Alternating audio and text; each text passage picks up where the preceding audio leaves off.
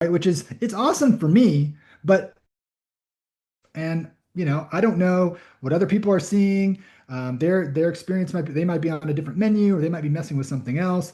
What the dome does that I think VR sometimes is tough to replicate is it gives us that like shared experience, right? And this is something we've been playing with for like the last 100 years. This idea of emulating a real life situation or a real world location, whether it was through like Rama, right, where they were playing with sound and three smell and 3D and wind and all these things. These are like not new concepts that we're still trying to explore with some of these venues.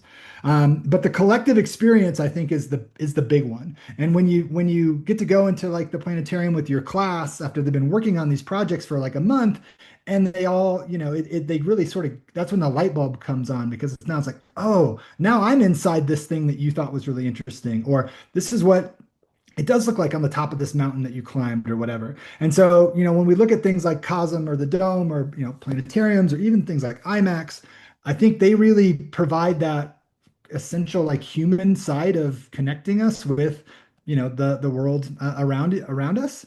And so I like to start off a talk like this with that kind of preface because this has been a challenge we as humans have been trying to solve for a long time. And I think we're really coming to the venues, the content, like it's all sort of coming to a head at the same time. So it's really a great time to be teaching students about this and also creating work like this. I'm going to jump to another presentation here. I had these combined, but I think I messed it up. So we're going to switch over. So I mentioned earlier on our campus, we have Fisk Planetarium. Um, for a long time, Fisk was the highest resolution screen west of the Mississippi. It's an 8K by 8K dome. So it's 8K this way and 8K this way. We're going to talk about that format in just a second. But as I mentioned, they have been really great collaborators. And so I just like to also note that I think some of you, especially if you work on campus, you might find if you have a planetarium or even at like a science center or something, oftentimes these folks are really interested in original content and using the dome in different ways. And so reaching out to them sometimes can be a really a beneficial effort. At least that's been my experience. Okay, so we're going to talk a little bit about shooting for the dome. And I really had to like when I was putting this together, I had to like keep my blinders on because as we all know, all of the things that we do, they kind of like can easily transition into other areas that we're interested in. So we talk about dome photography, and then I was like, oh well, I wonder if I should talk about like stereoscopic 360 video. It's like, well, you could, but that's like a cousin to this, right? That's a little bit different. And so I think it's both really, really great that all these things kind of relate to one another, but it also does kind of force you to like pick a thing because you can really get in the weeds if you're trying to accomplish everything, especially in a teaching capacity. So down here at the bottom, we see three photos. These are what are called circle in a square. When you're working it with a dome, they're usually going to ask you for this type of deliverable. Sometimes you'll hear it called a dome master. And if we look at this, Hey look at these. Pat, I Yeah, just go I ahead. just want to interrupt. Are Sure. we supposed to be seeing the cinema and virtual experiences? No, you're Okay. not. Yeah, I think Well, that you were wanting to be on a different image. I got to tell you, that was some of the best work I've ever done. I'm so sorry that you guys couldn't see that. And that was some of the best lecturing. You really missed that. Thank you for saying that. One time I played like a movie in class, and I'm looking at the class, and I'm like, oh, they're loving this. And then somebody's like, we can't see anything. And okay. So Yeah. thank you for saying something. Let's switch that up. Um, Zoom. Let me share this one. All right, sweet. You should be seeing this. Does this look different? Um, are you seeing this one Yes. now? Yes, that looks different. Okay, so continue to share. Yes. Okay, so these three photographs down at the bottom are circles in a square, which is basically a picture with black around the edges. This is if you may hear it called a dome master. It just is the format that planetariums want the content in. We'll talk a little bit about some of these different deliverable formats in a second, but essentially, if your picture looks like this, you know you're on the right track. So in our program, the workhorse for this type of project is the Insta360 X4, which is very much a prosumer camera. You can get this at Best Buy. I think they're like $400, which isn't cheap, but they're at a price point where we can have enough for our students to have access to them. And also, I think the good thing about this type of camera is they're they're they're sort of cheap enough that students, you can really encourage students to push it a little bit. Like this thing can go underwater for 10 meters. So like, try it out, take it to the pool, or, it's okay if you take it skiing and it gets a little bit wet from the snow. It allows them a little bit of freedom to not feel like, oh my gosh, this is a $20,000 camera. And if something happened to it, it's going to derail our whole program or bankrupt my family or something. So it's nice that it's that they're also the form factor. They can fit in their pocket. They can take it and do things. So we've had a lot of luck with this one. In our kind of quest and journey to do this stuff, we've used about every 360 camera you can think of along the way. We had Ryko Thetas for a while, which were good. We personally had some challenges with the media being internal. So like these, you can take the SD card out of. Some of our Thetas got corrupt or something, and they were just bricked because we couldn't take the memory card out.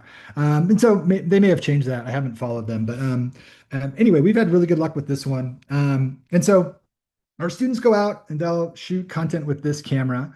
Um, One thing that we talk about when we shoot dome is these. Sorry, I'm going to go back. The lenses on this camera are circular fisheye lenses. Which what happens sometimes is we'll talk to students and we'll say, okay, you need to check out this camera to do your project, and they'll say, well, no, I've got an 8 millimeter fisheye lens. I can go do this with my own camera. And what you just have to remind folks is that the picture on the left is with an 8 millimeter fisheye lens, but the picture on the right is with an 8 millimeter circular fisheye, which is what you have to have for dome. This one on the left, you can see it does have some distortion, but it doesn't have the amount that will wrap it in a way that we want to on the planetarium wall or dome. So I like to talk about that a little bit because every once in a while, a student will just say, "Oh, I can do that at my house," or I have that camera. So it is a little bit different, 8 millimeter versus 8 millimeter fisheye. And so when we the way that we do it in our program is one class period before we start this project is we'll go to the planetarium and we'll sit down and the guides over there will walk us through some best practices for shooting for the dome. So I'm going to do my best to do that. I know we're not in a dome right now, but if you can play along with me, I think we can kind of get the idea across. So on the left is a grid that sometimes you'll hear them talk about like a framing grid. And if we look at the grid at the bottom, we see a 0 degree. And as we work our way to the right, it kind of goes up to 180, all the way back around to 0. And so if you can imagine uh, sitting in the dome, the 0 is going to be right in front of me, right? The circle in the middle of this image is actually straight above my head. So it's like this. And the content at the 180-degree mark is actually behind me. And so this is an interesting concept when you're talking to students for the first time because now all of a sudden where I put something in the frame really matters from a physiological standpoint of the viewer. If I put my content in the center, the audience is going to have to sit like this the whole time, right? And that might be cool for a second as like a fighter plane flies through or something. But if you frame your whole project that way, we're going to have it's going to be challenging. So this is the concept of the sweet spot is really important when we're shooting for the dome because we want the main area of emphasis to be about 20 to 50 degrees off of the bottom of that image because that's the most comfortable way to kind of sit in the planetarium. The center of the image is actually straight above, as I mentioned. So we have to keep in mind that someone's going to have to sit like that if I put it there. And then the content around the edges is actually like the horizon of the dome. So if I wanted to have, someone feel like they're in the middle of a forest, right? I'd want the trees to kind of skirt the bottom, maybe have the sky in the middle, and that would give us the best representation. So when we're demonstrating this to our students, I like to show these images here because this is a great photograph, right? Like this is outside of the Boulder Film Festival. It's night. It's got these neon lights. If you put this in the planetarium, it looks really cool. The teachable moment with this one is if we put the grid on. Have Sorry. one seeing Yeah. the image. Oh, really? Did you see the sweet spot image? No. You didn't see any of these. I'm like, what the heck? We saw the three circles and then I don't know what happened. How about okay? Do you see those? I actually did see all of them, and I did see when you were just on the next The thing film festival one? when you Okay. apply, So yeah, did when you I. did the film festival and Oh, I'm applied the sorry. So is grid. it me? Uh, Is everybody else seeing them? we can back up here. So we all see this one, the one that we like kind of initially went back and looked at. Okay. And then I talked about the camera a little bit. Okay. It's me. Let me just deal with it. Okay, sorry. Are you the only one? It might not just be you, Elizabeth. That's okay. I'm the Uh, only one speaking up. okay. Did you see this one, Elizabeth, when we talked about 8 millimeter versus 8 millimeters fisheye? Oh, you probably think I'm the worst presentation designer on the planet. Oh, Because let me you probably think I'm an idiot. Okay. all good. So this is the grid. Just to recap anybody, this was the grid that we use. And when we go there for like a field trip, they'll put that grid up on the dome so you can literally, see it. It's quite effective. And then we get into the sweet spot. So we're just talking to students about, it's going to seem weird, but like you want to frame everything on the bottom and these type of things. So this is like I was mentioning, like from a photographic standpoint, this is a really cool photo that has great colors. If you were to print this out and put it on your wall, like nailed it. This looks really good. But if we apply the grid to it, we see that the marquee is actually like straight above our heads. So I'd have to sit here looking up, and that's not super comfortable. So we talk about like, hey, we need to position that lower in the frame. Put it lower in the frame because that's where the sweet spot is. Same thing here. Like this is an amazing photo. If you were to, like print this out, it looks great. If you were putting this on like a flat 2D screen, as a screensaver or something, looks beautiful. But if we apply the grid on it, we can see the dam and the lake are pretty high up in the frame. We probably should have tilted up a little bit more. And we see this kind of over and over. This one's actually a really good example. They went to the Royal Gorge. So now if you can imagine sitting in the dome, sort of looks like you're about to go off the edge here.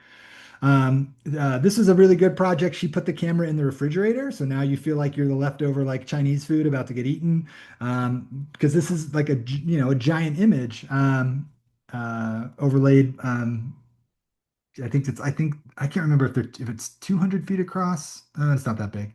80 feet. I should have pulled that info. But it's massive, right? So it puts you in perspective. And that's the real fun part and challenge about this exercise is how do you make somebody feel um, uh, big or small or out in the middle of nowhere or on a busy street corner. Like you have the power when you're working in a venue like that. Here's a student took it to the aquarium. So, we frame it up. We see, well, that might actually be what it's like when you go to the aquarium. You can look straight up and see the fish swimming over you. So, sort of a good application. And this one's one of my favorite ones that I've ever seen. They hollowed out the bottom of a peanut butter jar and they stuck the camera in there and they had their friend act like they're scooping out a scoop of peanut butter. And so when you are in the dome, it looks like you're about to get eaten by this guy who's going to scoop you out and have you for lunch. And so that to me shows not only like the technical mastery of like photography, right? It's in focus and it's well lit and you can see what it is, but the conceptual use of the space as a way to make people feel in this particular case like insignificant and small. So these are I just want to kind of preface it with this is the kind of content that we try to, or the information we try to set students up with before we get a chance for them to go out and try it and practice.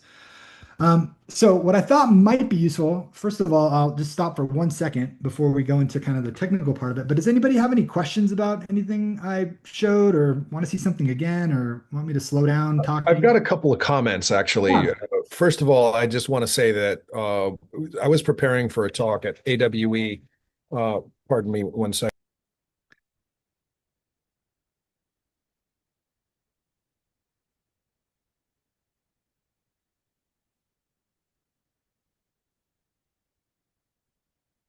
Cool. Hi, sorry about that. That was an ill-timed phone call that had to be answered by That's somebody. okay. Anyway, the so I was preparing for a talk at AWE, and for years I've actually, going back to like 2019, done this whole sort of 200 years of Yeah. history thing from the invention of photography to Cool. stereoscopy, sound, and then the distribution methods of radio and TV and color TV, and then the internet, and and here we are, 200 years later. So I've done a lot of research that aligns with what you did, but I also right after AWE, I went to see The Matrix at COSM. Oh, yeah. And so seeing that in the dome, a couple of days later, I made a LinkedIn post called Shoot for the Dome, which is what you're talking about. But it was interesting to see like um, the half zone. Does somebody have the actual link to this that I could paste to myself? Because I actually have to go, but I'd love to take this with me and keep listening. Yeah, you just need the Zoom link. Is that what you're Yeah, looking for? Yeah, I'll put it so in the chat. Aaron gave me the Zoom link and I clicked on it and now I don't have it anymore. I'll I put it can. in the chat. Okay, Elizabeth can put it Yeah, in if the you could put it chat. in Okay. the Awesome. chat, then I'll paste it to myself and then come back on my phone. But great presentation, Pat. I'm really Yeah, yeah, enjoying it. Ben. I'll also share out my contact info, and then I'll put a link to these slides, and I'll I mention. think we're connected on LinkedIn, actually. I thought maybe we were, but also I've got some teaching material like write-ups about what I'm going to show, workflow stuff. So I'll send you that too. I'll I'd mention. love that. Yeah, Yeah, it's I'll put my info in the chat as well. So cool. thanks, Pat. Yeah, Awesome. thanks. Have a good rest of your day. Good to see you, Elizabeth. Okay, so what I thought might be useful at this point, unless there's other questions or anybody wanted to see something again, um, is just walking through like a real simple workflow of what we kind of teach our students. And this is what I was mentioning. I've got a write up I can share. If anybody's interested in introducing this into a class, I've got a write up that you can follow that walks through these steps kind of one at a time. So let's pretend we're all in this class. We've gone to the planetarium. We got the spiel about the sweet spot. We learned about trying to use the camera in a way that's going to provide people with a unique perspective. Something a little more than nature photography, which is great, and we do get some of that. But yeah, really trying to hammer home some kind of something that provides more of an impact. So they go out with their little Insta360 cameras. They capture some footage. I will say historically, what we had the project that we had aligned with the planetarium was we had to use time lapse photography to do these projects if you wanted to have any kind of moving content, because for a long time we didn't have cameras that could record at the resolution of that screen. So if you wanted it to look really nice, we had to do time-lapse photography using 40 megabyte images and then put those into a timeline, and that was how we got things moving. With these new cameras, we're finally able to actually like record a clip and bring that in and use it in a linear experience now, which has really opened up a lot of possibilities. So it used to be these were all done with time lapse. So now students can go out and they can still record photos if they want to, but they are also able to shoot clips. So I'm gonna, with that setup, I'm gonna jump over to my desktop here. I think I can do this. Um, all right, is everybody seeing the desktop? Let's see, where'd that go? Okay. All right, Yeah. there we go. It's Okay, yeah. So what's really great about kind of where we've come at this point is historically what we would have to do is when we get that camera out and we go and shoot, it records three files. So I'm going to bring up Finder here. Hopefully you guys are going to be able to see this too. If not, I'll fix it. If we go to see footage. Okay. Are you guys seeing my Finder like when are you seeing this guy? Okay, sweet. Yes. Awesome. Thank you. Sorry. It's um, just good to ask. So every time you press record on these little Insta360 cameras, it's actually recording 3 files. And this is what I would say is like probably one of the most difficult hurdle for students to get is just this little file management thing. Once you get through this, like they're off to the races. But every time you press record, you're getting, right? If we think about, sorry, I brought a visual aid here. You may not be looking at my picture or my video feed, but we have these cameras. They have 2 really wide lenses, right? One pointed to the left, one pointed to the right. They overlap a little bit. That's how we're able to get the 360 image. So when you press record, you're capturing a video or photo from the right lens, a video photo from the left lens, as well as what they call a low resolution preview file. And because I'm going to see if I can, like, if this opens here. So this would be like what the left lens saw, and this would be what the right lens saw. And then it also opens creates a low res preview file. This is for if you're using the mobile app and you wanted to see your playback instead of sending you like, a 500 megabyte 1 minute clip onto your cell phone. It sends you, you look at the low res file. So every once in a while, students will be like, my video looks really bad. It's because they're editing using the low res file. So we get 3 files every time we press record. Now, it used to be that you'd have to take these files into something like this Insta360 Studio program and combine them together to get a 360 image. And so I'm assuming you guys can still see me, but right, this is the scrollable video file that uses those 2 individual files that I mentioned earlier. And so what used to have to happen is you would, oops, sorry, I paused that and not my video player. What used to have to happen is you'd have to stitch an equirectangular video, which is twice as tall as it is long, so 2,000 wide by 1,000 tall, or any variation of that, and then bring that into Adobe Premiere to do any kind of additional editing that you wanted to do. But now with this plugin, if we go into Premiere, I can go and just import that exact same file, and it'll utilize the Insta360 plugin, which comes with that Insta360 Studio download. And it will, let's see, where's this at? It will go ahead and stitch it together for me. So I'm going to grab that same clip if I can and import it. And now I'm already working in 360 video here. So I've got, oh shoot, hold on. Actually, I messed that up. 1 second. This is what happens when I give it too much praise. Okay, so right now I'm looking at it in Premiere as an equirectangular image. It looks a little bit funky right now because I'm looking at the whole picture. It's like when you look at the globe on the wall instead of around the sphere, right? So in order to see it in a more native manner, I can turn on the 360, or they call it the VR viewer in Premiere, and now I can click and scroll. I need to make my window bigger here, but and see what I'm working with. But one thing maybe one question that might be on the tip of your tongue, or like one comment is like, well, Pat, this is great, but like this is a 360 video. Any planetarium I've been in is only half of this, right? Right now you're talking about a basketball, but a planetarium is like a salad bowl upside down. So you are correct in thinking that.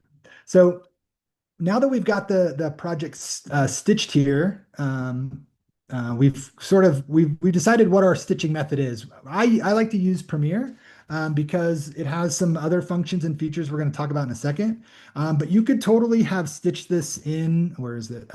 In the 360 Studio, and had an equirectangular MOV file or MP4 file, and then taken it to the final step in our workflow, which is Adobe After Effects. So the reason that we have to go to After Effects here, looks like I'm missing a clip, but that's okay, is because After Effects has a VR conversion tool that Premiere does not have that will allow us to look and export this content as a dome master, a circle and a square. So I'm going to grab that composition that I just had. Let me import it real quick. Sorry, this one open? Yes. So this is a statue we have on campus. It was dedicated to some Chicano activists who were actually killed in Boulder in the 70s. And so this is kind of close to our lab, and students do a lot of. It's a kind of a quick and easy thing to go shoot, but it's also really cool. It's a mosaic sculpture memorial piece. Okay, so we're in the equirectangular view here. But as we talked about at the very beginning, we need to get that circle and a square. We need to be able to format it for a planetarium viewing. So all we're going to do to our footage, and this works the same way for a equirectangular photo or video or a time lapse, whatever it is, we're going to go to our effects, and we're going to grab our is it distort? Sorry, I had it just a second ago. There's an Insta360 reframe in here. This is actually would be for like reframing flat video or standard video. Like imagine you were snowboarding with your friend and you shot it in 360 and you just want to make a documentary where they're in the middle of the frame the whole time. That's what reframe will do for you. So a lot of times students get into that and they're like, this doesn't do what I need. So reframe is great for reframing 360 video for flat exhibition. But what we want to see is we want to use the VR converter. So we're going to go to our immersive video. I'm assuming these windows are popping up for you guys. Sometimes the overlays don't pop up, but so immersive video, and we're going to go to VR converter. And now all we're going to do is we have to tell it what type of content it's getting and then what type of content to format it to. So right now, the input, we're feeding it that equirectangular image. So we're going to select that and nothing happens, and that's okay. But what we want is we don't want to output an equirectangular image. We would if we were doing a 360 video, but we're doing this specifically for a dome. So we're going to go to fisheye full dome is the way it's labeled here, which is really helpful. And what that's going to do is warp it into that circle in a square format. And so now we're pretty close, but if anybody remembers from earlier in our conversation, it's like, well, if I send them this, my viewers are going to get a neck ache because they're going to have to look straight up to see the focal point of my video here, which is this statue sculpture. So what we need to do is we need to adjust where this lives in the planetarium. And this single moment in the production is where the power of the 360 camera for this type of workflow becomes vastly superior to like a circular fisheye lens on a camera, because in that world you would have had to have framed it that way on the location to get it in that position. But because we were there with a 360 camera, if I go to my reorient camera view, I can simply tilt because I've got all that video information from all around the whole 360. I can put that right in the sweet spot of my planetarium view. You can pan it. So like maybe you want it to hang out to the left or to the right. You can change some of these properties. Like obviously you can't go too crazy because you're still trying to trick the brain, and if everything's upside down, people aren't going to get it. But you can also, to some degree, change the field of view. So I can zoom out a little bit if I want to. If I wanted to include more of like that, if I wanted people to feel like that tree was kind of coming up from behind while they're sitting in there. And so this feature is really where you can what do I want to say? Dial in the look and the feel of what you want to do because you've got that 360 footage. And that's that has both been a blessing for our students because they can, a lot of times, when we were doing this with like the Nikon cameras and the circular fisheye 180 lenses, if they didn't frame it up right, it was a good teachable moment, but then we go to the planetarium and their stuff just wouldn't look very good. And that was, sometimes kind of defeating. So here they can really tweak it the way they want to.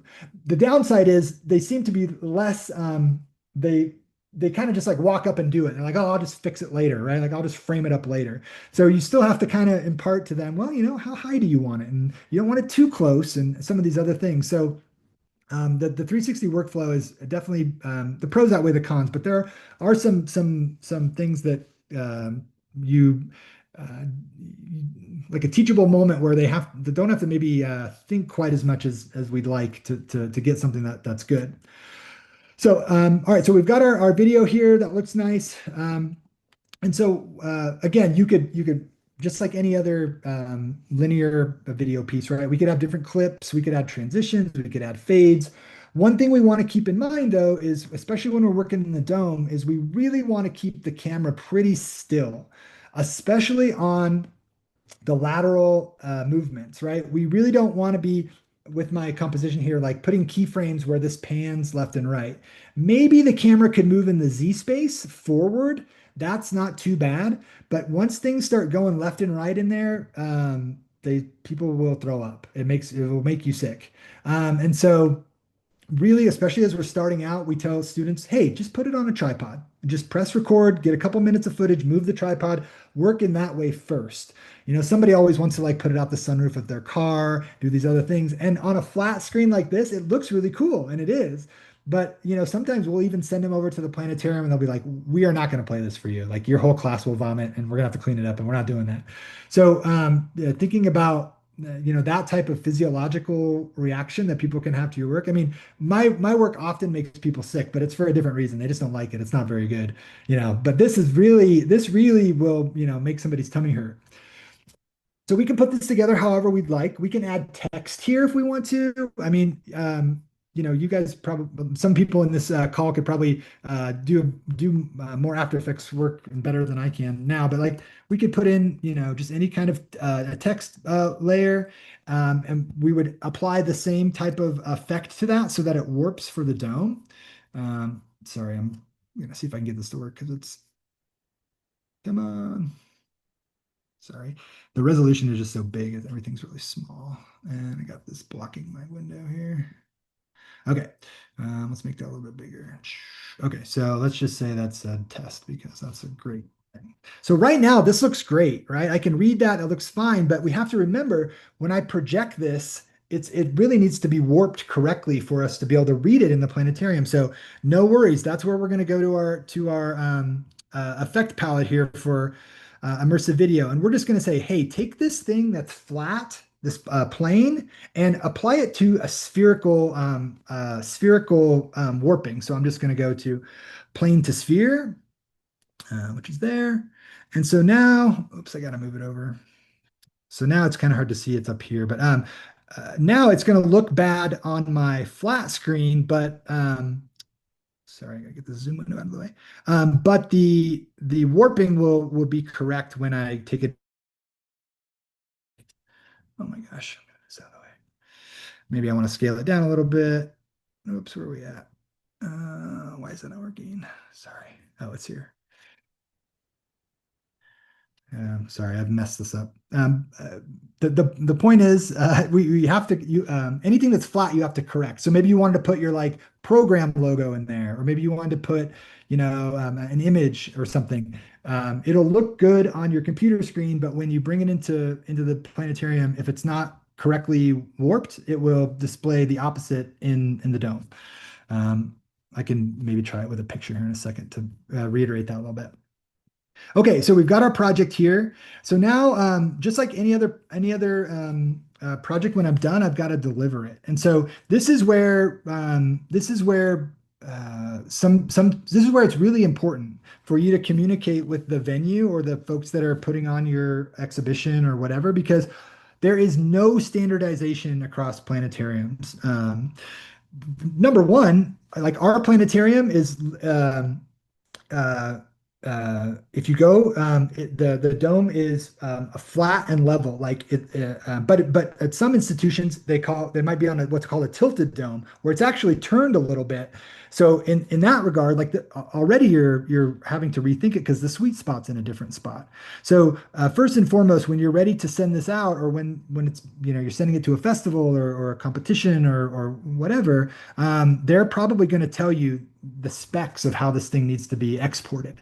Some planetariums, they need what's called a frame stack. So I have to go to, file, export, and I've got to export every single, let me render queue here, every single image, every single frame as a picture, because when it's like in our planetarium, when they ingest the content, they have to send it through a whole nother system that splits each picture into 8 images because we have 8 projectors that make that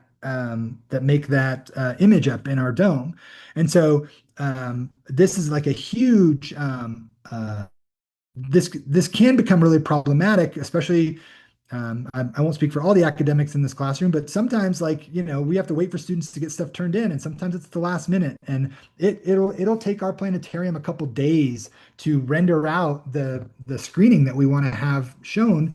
Because if we have, let's see, 14 students and they each have a 30-second clip, and that's like, 18,000 pictures that they have to render. And so, the lead up to that is if we throw this in the render queue, like for instance, our planetarium, they don't want an H.264 video. They want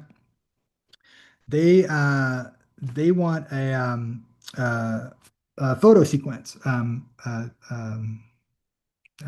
Sorry, PNG sequence. Sorry about that. And so if we don't send them, a folder with all the PNGs in it, their system can't stitch it.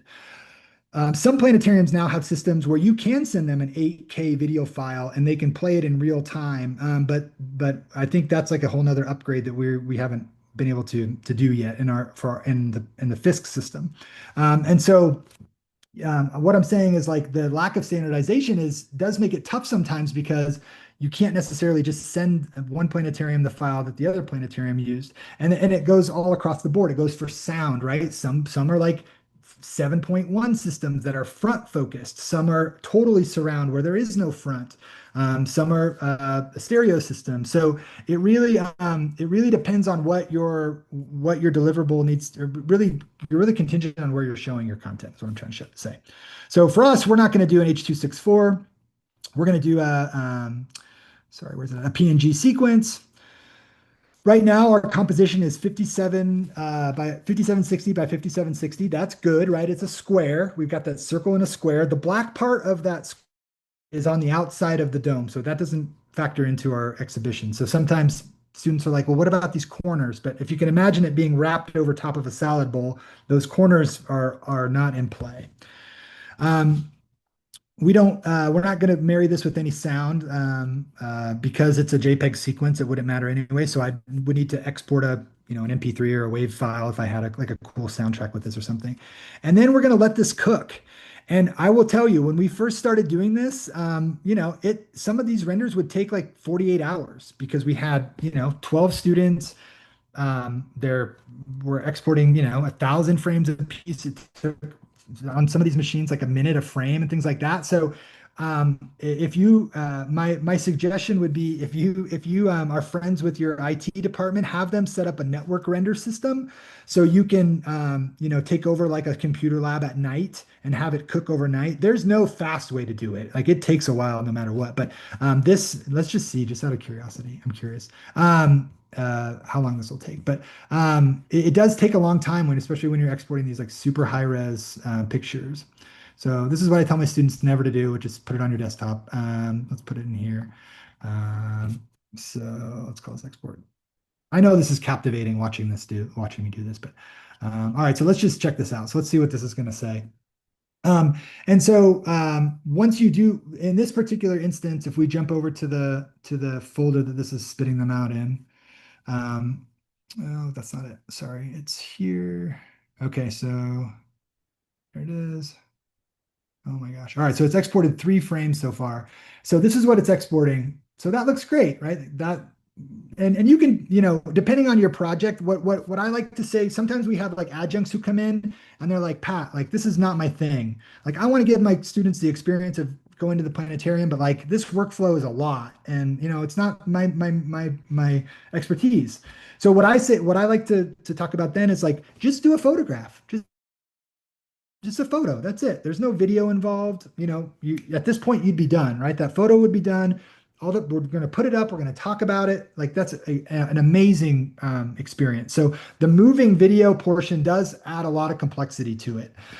So that's just something to keep in mind if this is like something you want to try, but you yeah, don't necessarily want to be totally committed, because you can see each one of these pictures is like 25 meg. So imagine if you had, 20,000 of those. There's a lot when we talk about these, like a student showcase or something. Um, I I'm getting parched. You guys are probably tired of hearing me talk, so I'm going to take a breath. And I'm sure I've neglected to say something, or is there something I can show again, or a variation of this? The only thing I haven't shown yet is the process from doing it from like one of our pro cameras. It's very similar, but there is an extra step involved for the stitching. But I'm gonna be quiet for a second and take a drink. Does anybody have any questions or need to see something again? Are there any questions? I have some questions, but I want to see if anybody else has any. Well, so Pat, this was great. I mean, because I loved sort of the history part at the beginning and then the deep dive into like literally how this is done. Um, and I love that. Um, so two things I wanted to know is, do you ever have a way to kind of see to simulate what you're actually going to see? I love this question. Thank you for saying this. So the short answer is yes. There are some really cool in the I'll put this in the document that I'll send out. But um, initially, what we did, because we had the same problem. Not only was like we get charged a little bit of money to rent the planetarium for these student exhibitions or whatever, but it's the scheduling that's really hard. So when students want to like conceptualize something or prototype something, what we did is we built, or I shouldn't say built, we bought a planetarium asset on the Unity Asset Store. And what we'll do is we'll load their videos or their photos into that Unity project and apply it to the video player that's set on that dome. And then it's not the same thing, but you can put the headset on and it's tracked and you can kind of get an idea of what it's going to look like. And that's been really helpful.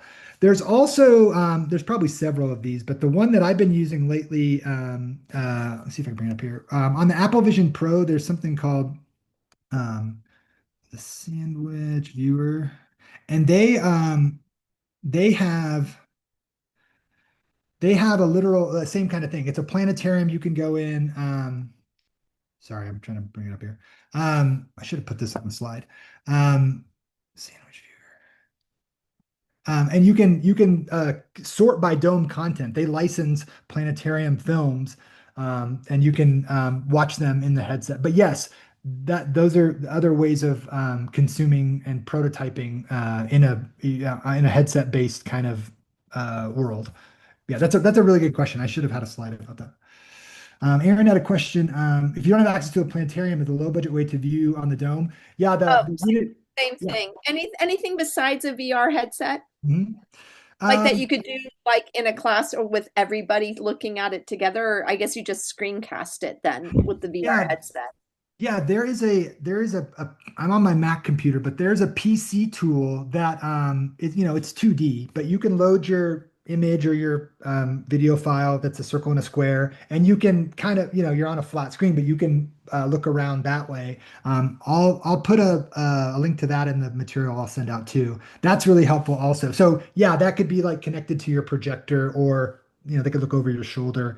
It's a challenge, I will say, and it never looks the way I mean, it's not perfect until you go there. Like I've spent, a lot of time doing things and I'm like, this is so perfect. I've nailed it. And then I go there and I'm like, oh crap, like that's way too high or low or whatever. So there's something to be said about actually trying to do it, which is, a logistical and sometimes financial challenge for folks too.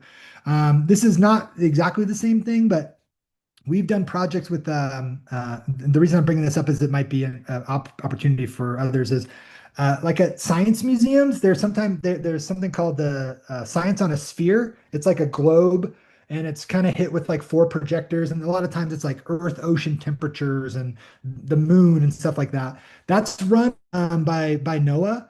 NOAA's headquartered in Boulder, and they are also always looking for content to put on the Science on a Sphere. So even if you don't have a planetarium, if you've got like a science museum and they have a sphere there, it's a really similar workflow to making stuff for for the. It's not the Vegas sphere, it's the Science on a Sphere. But yeah, just like another one of those like tangential, like it's a cousin kind of this. But I'm just saying that because there are, I think, like a couple hundred of those around the country at like science centers and stuff like that. Okay. Um, I I have another question. yeah, go ahead. And this is the really bad question to end on. But what have you seen that really makes good dome content? Okay, so good question. So I'm sorry, I thought I had a slide on this. Let me so okay, so what makes good dome content is um, uh, using the camera and the venue as a tool for changing someone's perspective. Like for instance, we have a media studies student. He's a Palestinian student, and he before he came over here to study, before the current war started, he had done a bunch of 360 photography, and he had captured all these locations in his hometown that he wanted to have them in 360 so he could like put on a headset and go to this like mosque or this like city center or whatever. Well, since the conflict over there has started, he's worked with a photographer to capture all of those in their destroyed state. And he did an exhibition at the planetarium of like before and after. And it was just really powerful to kind of frankly kind of stand on the street and see the destruction. He did some videos of like, kids whose homes have been lost and they're talking to the camera and they're, it's like any type of medium, it's something that is relatable and can put you in somebody else's shoes, I think is really, really helpful. We didn't even touch on this was all camera-based content, right? But there's a whole nother world of computer-generated dome content where maybe we build something in Unity and we make a camera with a 180-degree lens and we send that camera through whatever. And that's not something we do in our program. We don't have the faculty or I certainly don't have the expertise to do that, but that's a huge industry also and a great way for students to find employment too for original content for planetariums is also something they're, like I mentioned at the beginning, they're really starved for content. They want to try to make those spaces um, uh, utilize them in different ways. At least that's the feeling I get from ours and some of the others that are kind of in like that network. But yeah, the human connection is still huge, even in that perspective. We had a student do a really cool. She was invited to go on an Arctic expedition, where they like take this research boat and they freeze it up in the Arctic Ocean like during winter, and scientists do ice core testing and like all this cool stuff. But she was invited to shoot a documentary for the planetarium, and again, another great way to put people in a place that most of us has never been. We had another student do a visual album. He was a musician and he wanted to, the music was his most kind of his passion, but he wanted to create a venue and an exhibition space where people could collectively listen to the music, but also, have this visualization of it was nature based. And so again, just a way to kind of to to connect all the great things that we I think all try to do in our work, which is you know, make people entertain people. Number one, number two, hopefully it's something that they're going to take with them and think about after they leave, and do it in a collective way where it's like, I was cool because I got to like go with my family and my kids got to see it, and they, what are their thoughts? It wasn't just something I saw in the headset, which is a lot of times what at least that's a whole nother avenue you could take. But the collective viewing, I think, is the really the selling point with the dome or any kind of, even like the small portable ones. We have a grad student that bought a little blow up one. He's doing work in Mexico, doing 360 content on this fishing village. And he got a grant and he's got this little portable dome. He goes down there and he puts on shows for them. I mean, it's really great, but it's all surrounded by this idea that we look at it together and we get to experience it together. And so there's like really something kind of primal and like wonderful about that. Pat, sorry, I might have missed this, but what class are you teaching this in? So this unit is taught in our introduction to media production class. So they'll spend 4 weeks doing this. We call it the Dome Project, or they do 4 weeks doing a short documentary film, 4 weeks doing learning and doing photography, and 4 weeks doing audio production. It's kind of just like our training course, so that like wherever they venture next, they at least know a little bit about that tool, so they can do the assignments that the teachers ask in those classes.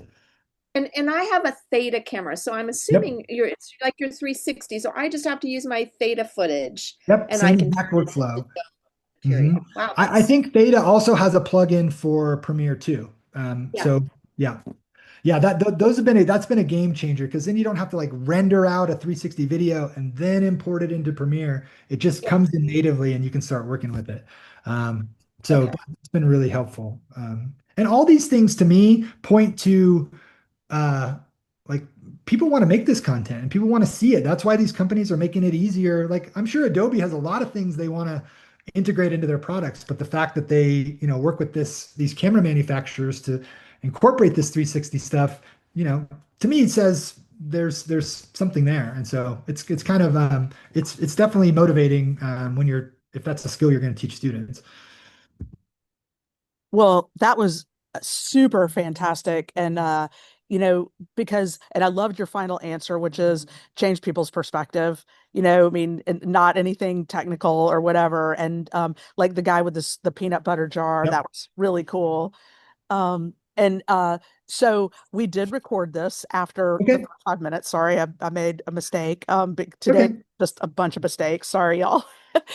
Um, but that was great, and I will share this out on our website, and y'all could reach out to me if you want, me to send you the link directly, and I really hope everybody will come to our next month's meeting, which is, we're really going to be talking about how can we get things like, Pat's talk and uh, the like the comfy UI talk and some deeper sort of, academic papers into a journal, and how should we shape that, and what is that going to look like, and how are we defining this medium, and how can we help define this medium, and so I really hope everybody will be able to come next week. I mean, next month, fourth Monday.